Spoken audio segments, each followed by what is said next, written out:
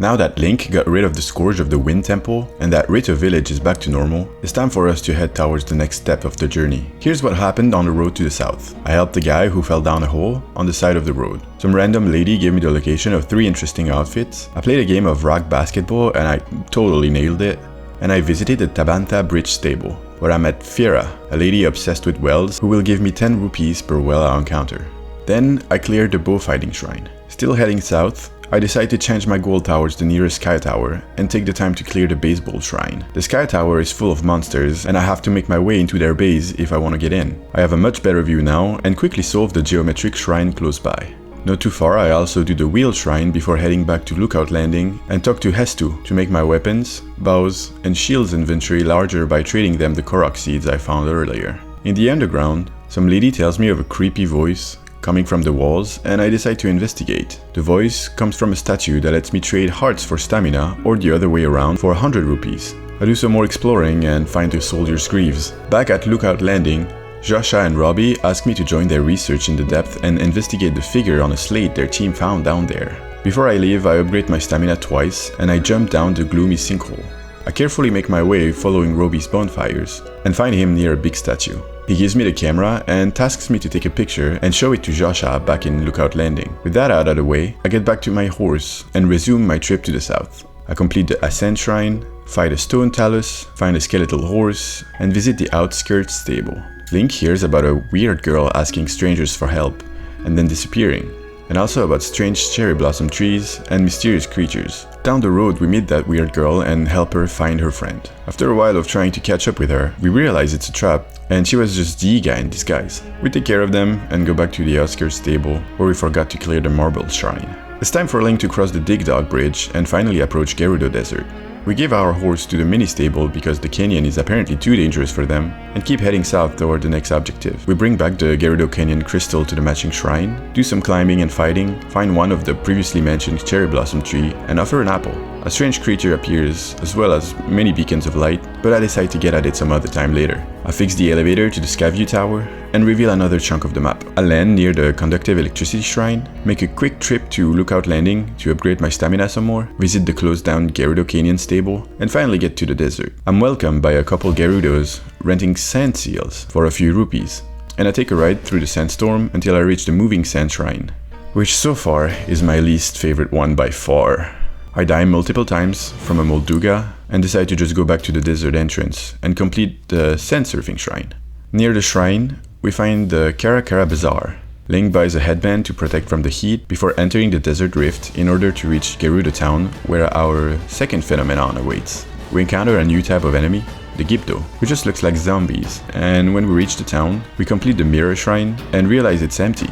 And everyone's been taking refuge in the bunker in the basement under the palace. We meet with Bularia, the Gerudo captain of the guard, who tells us about the invasion of the Gipto and the non-stop sandstorm happening, which forced everyone to take shelter. She tells us to go look for Princess Riju in the ruins close by. We find Riju and let her know of the recent events. Link wants to help, and the princess said Gipto are immune to physical attacks, but she's been practicing her lightning strike ability against them, and it works well, except for her aim that isn't very good. We can guide her by shooting arrows, and we're joined by a Gerudo soldier who tells us that Karakara Bazaar is under attack, and our help is needed there right now. Using our new ability, we get rid of the Giptos and see Zelda from a distance. Tornadoes appear, and Zelda disappears. We follow Riju back to Gerudo town and defend the place against Giptos once more. After the attack, Riju shows us a mural in the underground shelter. The mural is a guide for the next step, which is to activate the pillars and connect them with light. We connect the 3 pillars using mirrors and activate the structure that appears in their center. Shooting lightning at it, a huge building comes out of the sand, revealing the lightning temple. We go check it out and we're attacked by the Scourge of the lightning temple, Queen Gipto. After a short fight, she flees on top of the temple and we enter the temple with Riju. Inside is like an adventure movie, with various traps, enemies and locked doors. Inside the last room, a voice echoes through the halls and tells us to activate the elevator by charging the 4 batteries with our lightning powers. We do so and get to the last floor of the temple. We face Queen Gipto once again in an epic boss fight and finally defeat her. Link gets a heart container, and just like with Tulin in the Wind Temple, a tear-shaped jewel connects with Riju, giving her the powers of her ancestor, to become the new Sage of Lightning. Riju is happy to join forces with Link, and we have now both the avatar of Tulin and the avatar of Riju to follow us on our journey. Back to Gerudo Town, the sound shroud is dissolved and life is going back to normal once again. We get praised by everyone, and I go back to Lookout Landing to prepare for the next adventure. There we meet with Zora, the Zonai survey team leader, capable of deciphering Zonai scripts. He mentions ruins in the Kakariko village and leaves. Joshua has been working on the slates and figured out that they point out to a temple in the depths, and we should probably look for it at some point. I upgrade my stamina and get ready for the next step towards the west. Heading west, I complete the throwing shrine and another wheel shrine. I visit the wetlands stable, then take my horse back to head towards the next Skyview tower. I get attacked by a terrifying gloomy hand cluster thing and run away by climbing on some roots and reaching the trampoline shrine. The Skyview tower's doors are locked from the inside, so we use a sand from a cave under it to activate it and reveal another chunk of the map. From up there I see a geoglyph and decide to just check it out right away. It shows another one of Zelda's memories. Ganon is attacking Hyrule with a horde of Molduga, and King Rauru is just obliterating them. I complete the railing shrine and activate the other Skyview tower for convenience. I decide to keep going. I might as well unveil a lot of the map and take a flight towards the very south and another tower. After activating that one, I decide my next step would be Kakariko village and complete the shield shrine on the way. I visit the Dueling Peak stable before entering the village. Apparently it's been full of tourists since the unique Zonai ruins fell from the skies, as everyone wants to see them for themselves. We check out the 4 accessible slates, but the last one, hidden inside the floating ring, is out limits. By order of Princess Zelda herself, according to Paya, the new Sheikah chief and successor to Impa. We see Toro again, and he's as desperate as everyone to see what's in there, but believes Zelda must have had a good reason for keeping it closed. There's a statue of the goddess here, so we upgrade stamina and complete the catapult shrine. There's nothing else for me to do here, so I decide to back up a little and complete a few shrines. The fighting naked one, the headshot one, the rocket cart one, the infiltration one, the logs one, and the bridge one.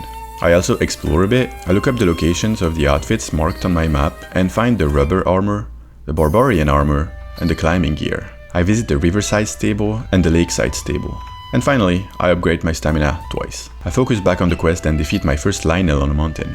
I visit the woodland stable and help some musicians make their way to the mountain to meet the local Great Fairy. She shows up once she hears the music and upgrades my gear in exchange of resources and money. I complete the Falling Down shrine and meet with some really ugly little dudes who trade my bubble gems for a bokoblin mask that makes me blend with the enemy. I complete the Archimedes shrine, and as Link is heading towards Zora's domain, some weird goo is everywhere on the road and the water. We manage to make it to the town, but it's literally raining sludge from the sky above the domain. Link cleans up the statue of himself on the plaza and meets with Yona, our old friend Prince Sidon's fiancé. She says he's in the mountains, trying to solve the sludge problem, and we should go meet him up there. I complete the water power shrine, activate the local Skyview tower, land in the floating rotating ball, and complete the plane shrine inside, upgrading my stamina some more, and go to the mountain, where Sidon is waiting for me. First, I deal with the floating platform shrine before I reunite with my old buddy. Just like we did with Riju, Link explains the situation, and Sidon tells me about the falling sludge. He asks me to go talk to Giato, a Zora historian working on some nearby ruins. We meet with him and help him restoring the slate. The slate talks about the land of the skyfish, where Droplet waits for me to shoot the King's Mark at it. In order to figure out what the King's Mark is, we have to look for the King, who's been hiding since the phenomenon. Problem is, the hidden spot is kept secret and we have to spy on some kids to figure out its location, behind a waterfall nearby. We find Kim Dorefan, who says has been attacked by a goo creature that Princess Zelda unleashed on him. The story is strange, but we tell him we want to help, and he gives us some of his own scales. Apparently these are the King's Mark, so we bring them back to Sidon and figure out what the land of the fish is by looking at our map. We go up there and find out what the droplet meant. We shoot the King's scale through it and appears a giant beam of light from the waters. Back with Sidon, he agrees to come with me and check out the beam before we get attacked by a sludge leaky. Sidon helps me out with a new ability, the water shield, that also lets me shoot water with my weapon. We take down the monster and go investigate the beam with Sidon. He creates a whirlpool, and I'm sent inside the ancient Zora waterworks. By clearing up the rocks, Link manages to elevate the water and reach the temple in the middle. Activating it reveals a waterfall that connects with high-up Sky Islands.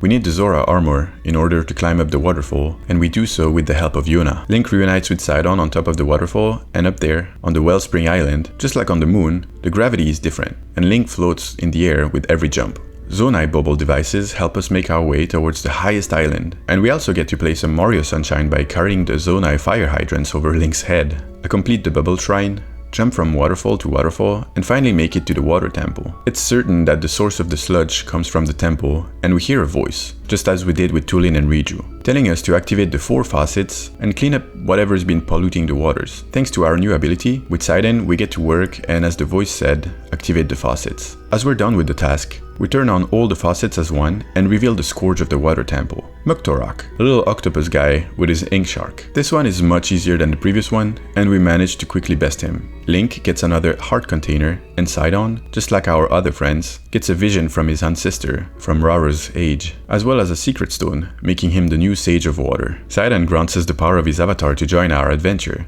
as we witness all the sludge magically evaporate from Zora's domain. Back on the ground, King Dorephan retires and makes Sidon the new king. Link is standing right next to his friend as he's sworn in, and follows a celebration for our heroic actions. Now that the third phenomenon has been cleared out and only one remains.